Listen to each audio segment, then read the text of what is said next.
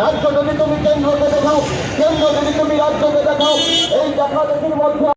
সরকার, আপনি রাজ্য সরকার, আপনারা বসে সিদ্ধান্ত নেন আমাদের আইনগুলি আছে, আইনগুলিতে প্রতিবন্ধী পরিবারে যদি 4 জন মানুষ হয়, সেই 4 জন মানুষের আমাদের ভাতা দিতে হবে। পাশাপাশি আজকে হিসেবে আমরা দেখছি তেলেঙ্গানা একজন প্রতিবন্ধী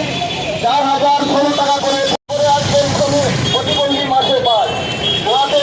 6,000 থেকে 3,000 টাকা প্রতিবন্ধী মাসে 1,000 টাকা। বাজারে জিনিসপত্রের দাম বাড়ছে, পাশাপাশি